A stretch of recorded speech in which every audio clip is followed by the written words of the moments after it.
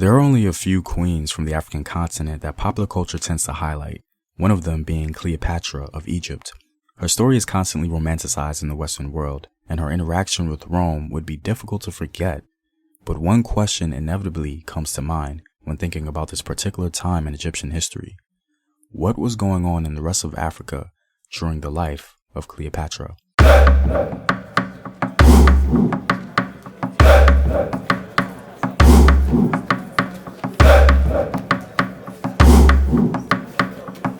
What up, African world? It's Home Team here, and I'm back at it with another video of African history, culture, and worldview. And as always, if you want to support the Home Team, you can do so on patreon.com. I have some new rewards for you guys, so be sure to check that out. Also, go to Afrographics.com, a website where you can find unique illustrative infographics summarizing African history. All links to Patreon, Afrographics, and Home Team merchandise are in the description box below. Cleopatra was said to have lived in the 1st century and reigned from 51 to 30 BC. She hailed from the Ptolemaic dynasty, which was a Greek royal family occupying Egypt.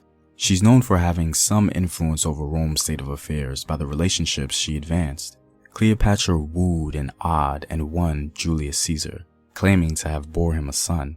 After Caesar's death, Cleopatra conspired with Mark Antony against Caesar's grandnephew, Octavian. The unsuccessful conspiracy fell through in 30 BC when Octavian gained control of Alexandria and Egypt, adding them to the Roman world, and both Antony and Cleopatra committed suicide. This is where we get to the rest of the continent. By far, one of the most important events in Africa during this time was not the failures of Cleopatra, but the success of another queen further south. In a sense, Cleopatra single-handedly ushered in the era of the Romans in Egypt, making Egypt a part of the Roman Empire. This ultimately had a negative effect on the Nubians living in Egypt because Rome began attempts to flex their muscles on the Africans further south, and where Cleopatra failed, Queen Amanirenas of Nubia succeeded. Queen Amanirenas came to the Kushite throne around 20 BC, just 10 years after the death of Cleopatra. Even though she ascended the throne during the time, Amanirenas was alive during the reign of Cleopatra and perhaps saw all the events go down herself. Now that Rome had control over Egypt, they wanted to tax Nubians living in the area, which Amanirenas naturally opposed. Petronius wanted to challenge Kush and make them a sort of vassal state as they had done with Egypt. But whereas Cleopatra relied largely on her femininity to appease and control Rome, Queen Amanirenas anchored herself in political acumen and used her military might. She certainly wasn't going to allow the events of Cleopatra to affect her kingdom. The Kushite queen initially waged a successful campaign against the Romans in Egypt, even taking a head of a statue in the form of Augustus and burying it under her temple, so her people can symbolically trample over Rome. Petronius of course struck back and drove the Kushites southward. 2 years later, Queen Amanirenas gathered a large Kushite force and attempted to meet the Romans. It's said, however, that the Romans encountered many difficulties navigating the Nubian region and saw fit not to engage further, and thus a final battle never actually occurred.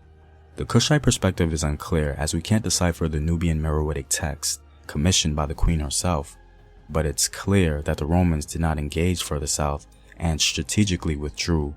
Queen Amanirenas is remembered by the Romans as being brave and blind in one eye due to her literal participation in battle. Under her rule, Kush secured its borders away from Roman ambition. She maintained the sovereignty of her people and seemingly learned from the failures of the Ptolemaic queen of Egypt 10 years earlier. Next, during the life of Cleopatra in the heart of Africa, much further south, the so-called Bantu migration was reaching its fullest extent and its greatest momentum in around 30 BC. The Bantu expansion refers to the movement across the African continent of the various speakers of the Bantu languages. Bantu speakers, although diverse in culture and lifestyle, seem to share a common origin. One of the most important aspects of the Bantu expansion was the spread of iron technology to other parts of Africa. This was a very important phase in African history because it largely defines what we see on the continent today. The Bantu's iron tools improved agricultural yields, and their iron weapons made them a virtually unstoppable military force. Even though the Bantu expansion displaced many people, it also advanced the exchange of knowledge and skills between various African groups.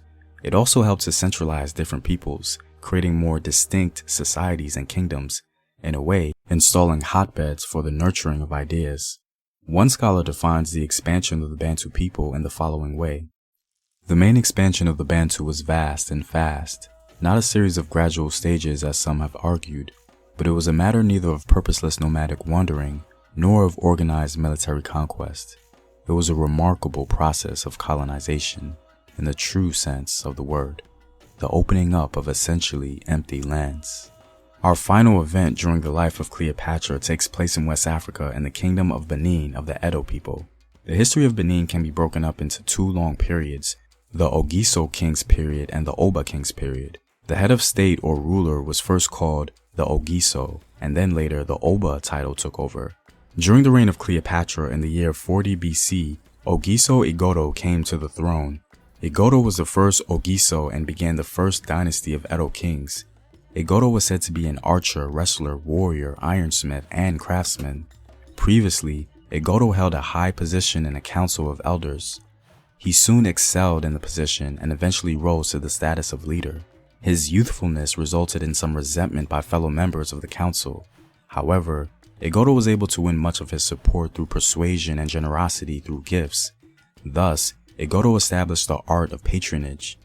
Igodo became famous in the surrounding villages for making sure that when an elephant was killed, the meat was shared by the community. The communities began to regard Igodo as a God-sent person and gave him the praise name of, "He is like someone sent from the sky." It was from that description that the title of Ogiso, or Sky King, was derived. Well, I'm all out, guys. Hopefully I shed some light into what was going on in Africa during the life of Cleopatra. And if you guys like these videos and want to help out in its continued production, please consider supporting the home team on patreon.com. The link is in the description box below. Know thyself. Remember your ancestors. Peace.